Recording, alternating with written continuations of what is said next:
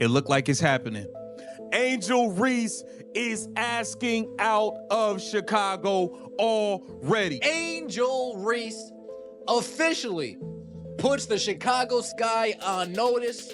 We're not doing the same thing this offseason that we did last offseason. Stop bringing me bums to play with. Angel Reese told the Chicago Tribune she refuses to settle for the same results as this season and demanded that the Chicago Sky bring in the best players in the league to surround her. It sounds bold, but here's the reality. She leads the league in turnovers despite missing weeks of action and still struggles to finish simple layups, to the point she just earned herself a suspension. Reese called for her teammates to be replaced, yet she may be the one the Sky actually need to move on from. So, is Angel Reese the biggest hoax in WNBA history?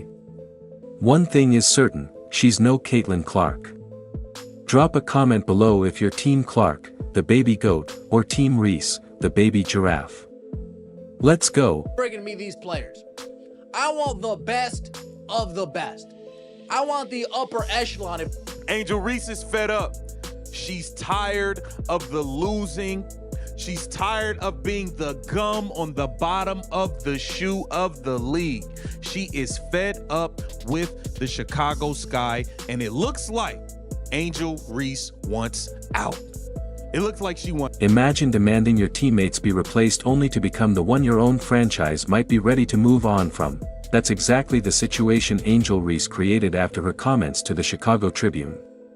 She wasn't subtle either, openly saying she wasn't settling for the same results this year and doubling down that bringing in good players and great players was non-negotiable for her future in Chicago.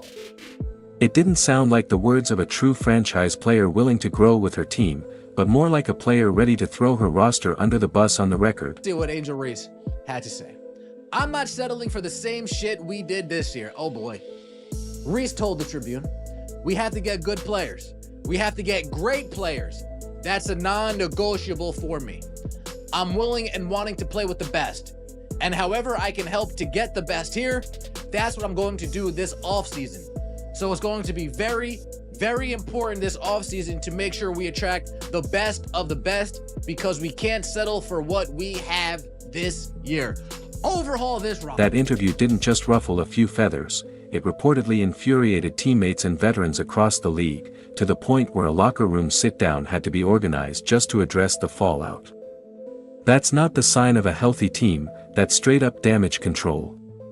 Imagine being a player who hasn't even proven herself yet, and suddenly half the roster needs a meeting because of what you said. That's not leadership, that's dysfunction. So it's that multiple lead sources told Front Office Sports that the entire team has seen Angel Reese comments and that teammates are unhappy with the direct attacks. A team meeting is planned at which players are expected to address Reese direct. Of all her remarks, one of the harshest was aimed at Courtney Vandersloot. Even though Vandersloot was sidelined for the season with an ACL injury, Reese brushed her off in dismissive terms, implying she was too old to be part of the present or future of the Sky. That struck a nerve because Vandersloot isn't just any player, she's a respected veteran point guard with championship pedigree and one of the best floor generals the league has ever seen. Carelessly casting her aside doesn't just insult Vandersloot, it alienates the veteran still playing who knows she's earned every ounce of respect. I rely on Courtney to come back at that age that she's at, Reese said. I know she'll be a great asset for us, but we can't rely on that. We need someone probably a little younger with some experience, somebody who's been playing the game and is willing to compete for a championship and has done it before. Courtney Vandersloot, by the way, two-time WNBA champion, 5-time All-Star, 2-time All-WNBA first team, left the New York Liberty, a championship caliber team, to come help out the Chicago. Oh, damn. Oh, damn, oh, dang, oh, damn. It's all right, Courtney. Here's where the irony really kicks in. The Chicago front office had already gone out of its way to build around Reese. They gave up Sonia Citron, who is not only in the middle of the Rookie of the Year race but also became an all-star in her first season, just to bring in Ariel Atkins. That move was meant to give Reese exactly what she asked for, established talent to win now. But instead of showing gratitude, she acted like the staff and roster were never good enough. You can't accuse the front office of not trying when they sacrificed a potential franchise cornerstone entirely for your benefit. Looking spooky in Chicago. Instead, Reese said she doesn't believe her teammates Rachel Berman or Haley Van Lith are capable of leading them to the leading the playoff team. Guard Ariel Atkins is another player on the Sky roster with WNBA championship experience. We are aware of it, Marsh stated. This would have been frustrating enough if Reese had only taken shots at the veterans, but she didn't stop there. Even younger teammates like Haley Van Lith weren't spared, with her comments implying the whole team was either too old, too average, or too soft. Overnight, veterans felt disrespected, younger players felt written off, and the one person who should have been tying the locker room together became the common enemy. Reese wanted to spark a rally, but instead, she turned all the frustration directly onto herself. We need great players, and I don't know what that will attract that. Maybe the practice facility will attract that, we'll see. But I think the priority is being able to convince free agents that this is an organization that is going in the right direction. I think honestly, it would be a leap of faith for a great player to come here and show that this is something that they want to be a part of, and we can bring that championship mentality. A leap of faith to think that a great player would want to come to Chicago. Oh boy. And when you look at her on-court impact during all of this, it's obvious why her power play blew up in her face. If you're going to put yourself above the rest of the roster, you have to back it up with dominance. Instead, Reese became the one out of sync, the piece that didn't fit into the very system she wanted to reshape. In reality, the vision she pushed may have only exposed a truth Chicago didn't want to face. The biggest problem might not be the roster she criticized, but Angel Reese herself. And what makes it sting even more? While she demanded upgrades and great players around her, she couldn't even take care of one of the most basic responsibilities on the court: protecting the ball in her own hands. It's not all her fault. Her teammates stink. They gotta catch that, right? Right! Scooby-Dooby-Doo, where are you? Scooby, put down the butter. Butter pecan. Bang! Time of the year's the best. You got pumpkin spice football and Angel Reese layups. Bang! Final play of the game, Angel Reese clutch Gene. Womp, womp, womp. That's my Barbie. What if the very player demanding a roster overhaul was actually the one dragging her own team down? That's exactly the case with Angel Reese. On paper, her stats look decent, around 14 to 15 points per game with a double-digit rebound average. Sounds solid, but dig deeper and the flaws jump out. She leads the entire WNBA in turnovers despite missing several weeks of action with injury. Think about that. She sat out, logged fewer minutes than most stars, and still racked up more giveaways than anyone else. That's not dominance, that's careless basketball. For you, 20% of the time, Angel Reese gets her shot blocked inside of 9 feet. And 100% of the time, she's doggy doo-doo. Burn! Give it to the lady in orange. Uh-oh, you're out. Simon didn't say. 101 turnovers in 26 games for our 2K cover. She's a stat stuffer. Bang! At least she always brings the boom. I'll see you tomorrow night. Bang! Turnovers can happen when a player is forcing the game, but with Reese it went beyond aggression. It showed impatience, poor decision-making, and a lack of control under pressure. And the problems didn't stop there. Discipline became another glaring weakness, especially when it came to technical fouls. A supposed franchise cornerstone shouldn't be constantly jawing at referees, losing composure, and piling up whistles that hurt her own team. Yet Reese hit that threshold faster than anyone should, picking up her 8th technical of the season, which by league rule triggered an automatic 1-game suspension. And watching the bottom of your screen.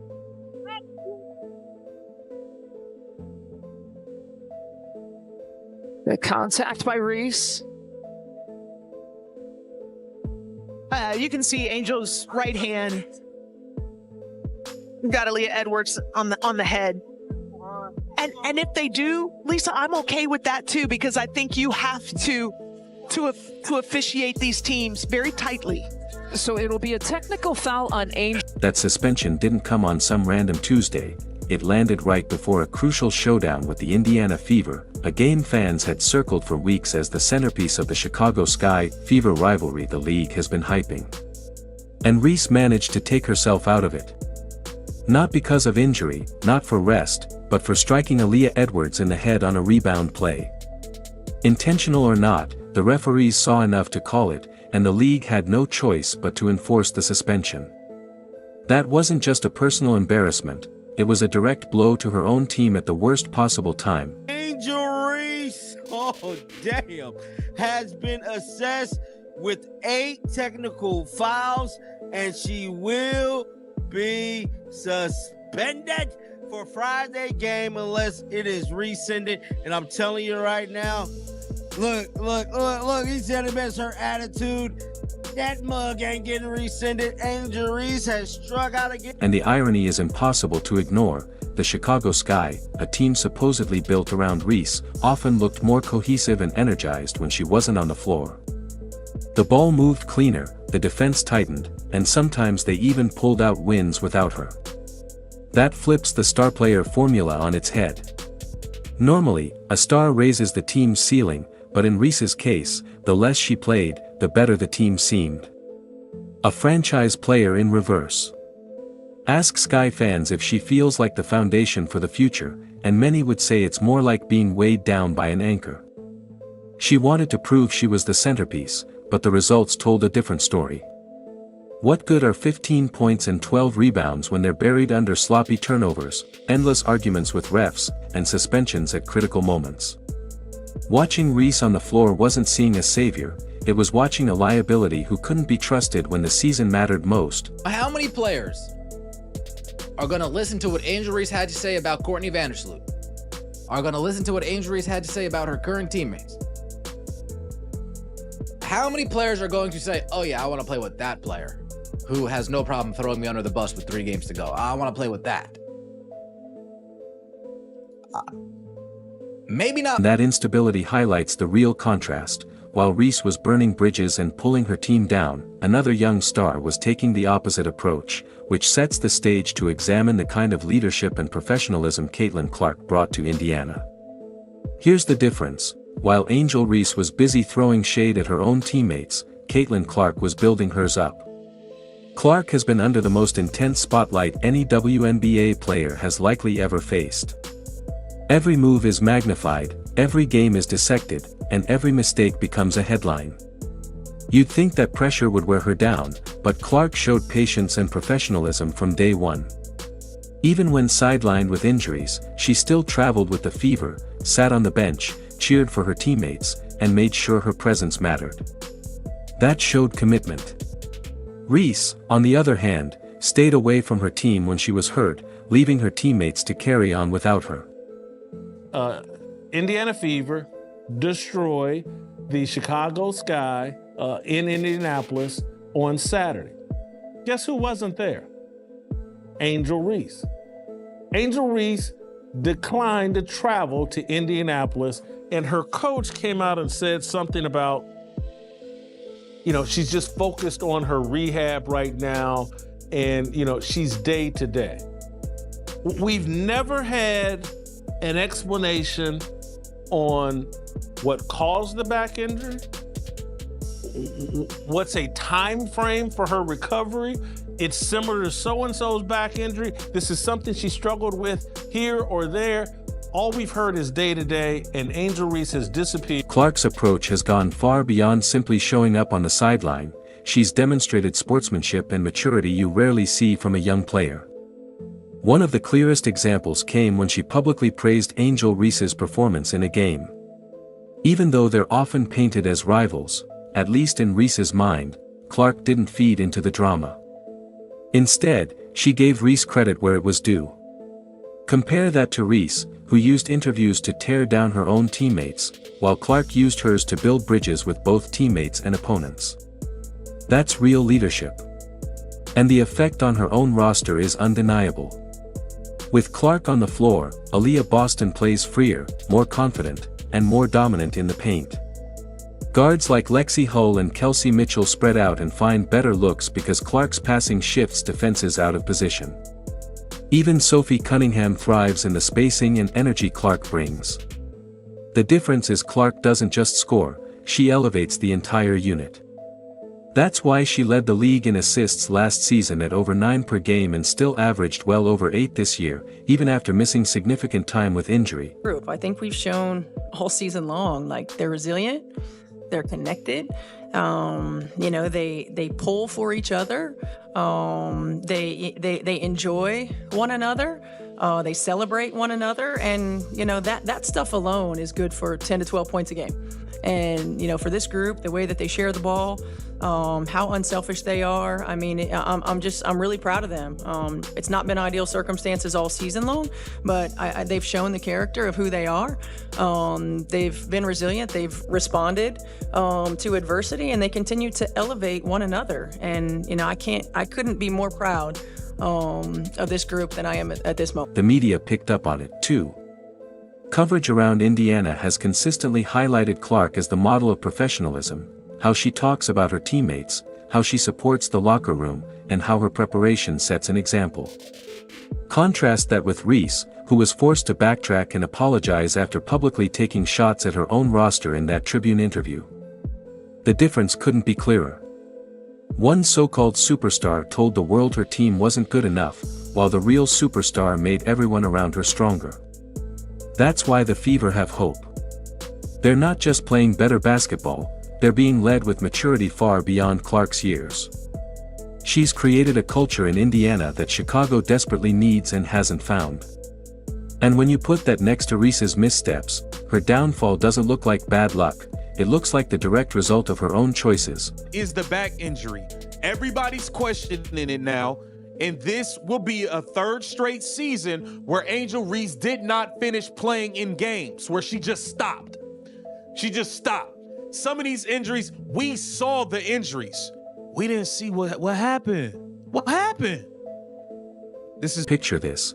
One franchise player has fans buying tickets months in advance, while the other has her own teammates holding emergency meetings over locker room drama. Guess which franchise people are excited about? The Indiana Fever are riding real momentum behind Caitlin Clark. A year removed from being a lottery team, they're now pushing into the playoff picture, grabbing national TV slots, and selling out arenas. Meanwhile, in Chicago, Angel Reese has turned what should have been a hopeful rebuild into a cycle of apologies, complaints, and more questions than answers. Fans aren't looking at the sky and thinking about championships, they're wondering if the front office already regrets every move tied to her. Nothing but a mystery surrounds Angel Reese. Angel Reese has taken this season off to focus on her off-court endeavors and to avoid these losses that the Chicago Sky are accumulating, to avoid them appearing on her resume.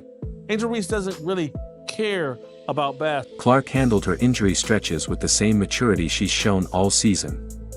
She didn't hide at home or disappear when things got tough, she boarded planes, showed up in street clothes, and stayed locked in with her teammates. Reese, on the other hand, stayed away while injured, leaving others to carry Chicago with no sign of leadership from the player they were supposed to rally around. Her absence only reinforced the sense that she wasn't all in. Meanwhile, the Fever's supporting cast is thriving beside Clark. Aaliyah Boston is building towards superstardom in the paint, Lexi Hull is playing with more confidence thanks to the spacing Clark creates, Kelsey Mitchell is having one of her best seasons, and Sophie Cunningham has seamlessly fit into the mix. Clark doesn't just score, she reshapes the floor and puts her teammates in the best positions to succeed. I think it just says a lot about who we have as human beings. That was one of the things that we made a priority in the offseason of, who we bring into this organization. Number one, quality human beings, selfless human beings, that want to pull for one another, that understand. We have this depth for a reason, and sometimes it creates challenges getting people on the floor, but in situations like this is why you have it. And I'm just, she's right. I mean, as a pro, and as a pro coach, this is one of the most connected. And the proof of Indiana's rise is everywhere. They're smashing attendance records, driving merchandise sales, and locking down consistent primetime coverage. Chicago, meanwhile, is stuck with a 10-30 record, flirting with the bottom of the league, drowning in suspension headlines, and watching a frustrated fan base lose patience. Fans are openly venting about the chaos and pointing fingers at Reese's so-called leadership. That's where Clark and Reese couldn't be farther apart. Clark's professionalism is exactly why veterans want to play with her, while Reese's constant complaints make stars want nothing to do with Chicago. The numbers tell the same story. Indiana wins more when Clark is on the court, while Chicago often looks sharper when Reese is off.